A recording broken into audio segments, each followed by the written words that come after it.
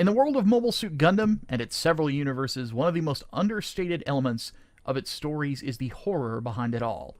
Given that these are almost all stories about war, frightening elements are to be expected, but the true terror sometimes lies beneath. It is the element that is unspoken because either we don't want to think about it, or the show has decided not to elaborate on it too much, because it has a different priority. Today, we're going to be talking about quite possibly the most frightening mobile suit within the show Gundam Wing, Wing Gundam Zero. Since people have been enjoying these little looks into the horrifying elements of mobile suits, I wanted to take a little bit of time today to discuss my favorite mobile suit of all time. Gundam Wing is the show that popularized Gundam here in the West. It set the foundation for an international takeover that has ultimately ended up with this being the most profitable anime franchise on the planet. When it comes to Wing Zero, it also shouldn't surprise you that this is normally counted in the top 5 most popular mobile suits in the entire franchise. Whether you're a fan of Okawara's original design from the TV series or Katoki's design from Endless Waltz, it goes without saying that this is one of the most iconic giant robots ever created. As I hinted earlier, the horror behind this suit is understated.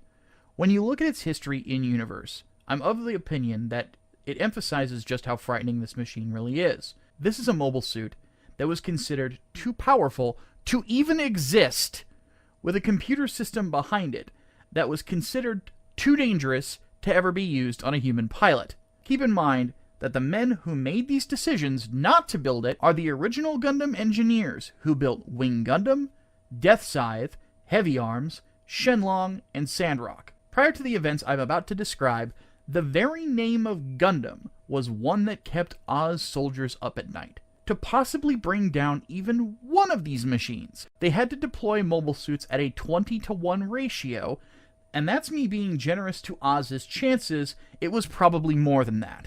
Those are odds that speak volumes as to how frightening these mobile suits are. You have mobile suits that can make quick work of entire platoons, and yet the engineers that developed these machines have a blueprint for something that's even more dangerous.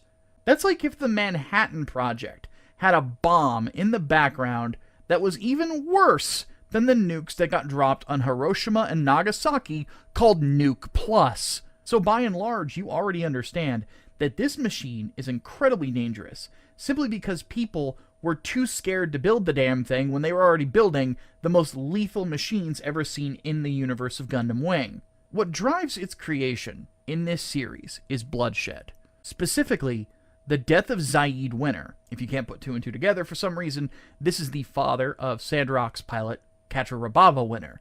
His father was a peaceful man, and throughout the show you can see that influence on his son. He was so peaceful that when there was a demand among the colonies for them to start arming themselves, due to Oz basically manipulating the whole colony system and gaslighting them to hell, he refused.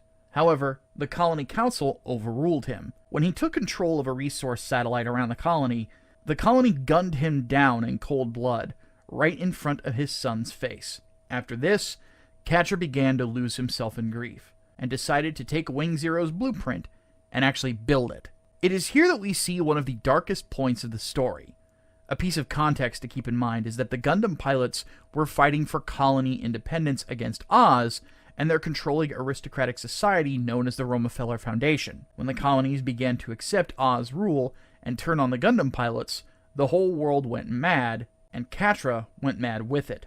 After the completion of Wing Zero, our Middle Eastern friend here decided to draw first blood. I want you to imagine the perspective of the Oz soldiers in this particular instance, where this mobile suit shows up for the first time. One of the infamous Gundams has just shown up, and immediately, everyone on that base is going to panic just at the mention of the name Gundam. You have two Leo suits with ballistic weaponry fire at the suit, and they connect. At first, it actually seems like they managed to do something. Maybe they took the pilot out, who knows? It seems to be falling away. One of the few things that can actually harm Gundanium is a high ballistic impact, but something doesn't feel right here. Your CO says it can't be that easy, and he's right. The Gundam suddenly whirls around and fires one shot from its rifle. Then, you see white. You're dead.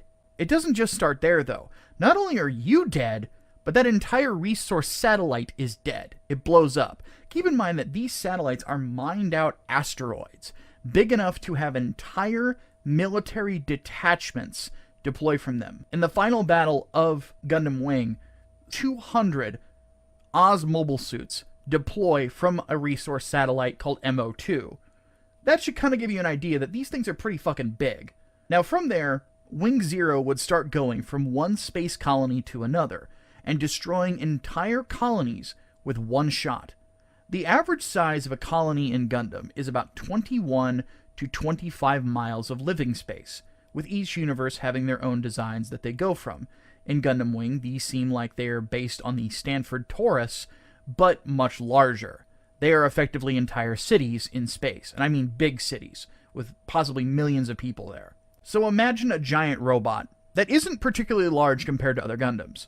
Wing Zero is actually smaller than the original RX-78-2 from the original Gundam by 1.3 meters, or 4.27 feet. Now imagine this suit taking one shot of its gun and blowing up Boston, or Los Angeles. That is effectively what's happening here. An entire major population center just deleted off the map. By the way, Wing Zero was able to do a good chunk of its most destructive feats all within the same day. That means that this mobile suit could fly to one colony, fire one shot of the Buster Rifle, go to another one, do it again, go to another one, do it again, and we don't know how long it would take for this thing to run out of energy. Now, there are obviously weapons within Gundam that have more single-shot destructive power than Wing Zero. Gundam XX comes to mind, so does the Turn A. The frightening element is how easy all of this is done. The second part that needs to be described is the cockpit system. The Zero system was developed with the idea of eliminating human weakness and drawing out the full potential of a mobile suit. Given that we human beings can be considered quite weak already compared to, I don't know, machines that are capable of destroying entire colonies, right out of the gate we're entering scary territory. Thing is, that description is kind of vague. Let's get into the specifics of what this does. To put it simply, Wing Zero is a probability machine. It's a second brain. The Zero system takes in all of the battlefield data that is around you, and calculates your ability to succeed or not and how to do so. It will then push you to your very limits, showing you what you need to do and when to survive.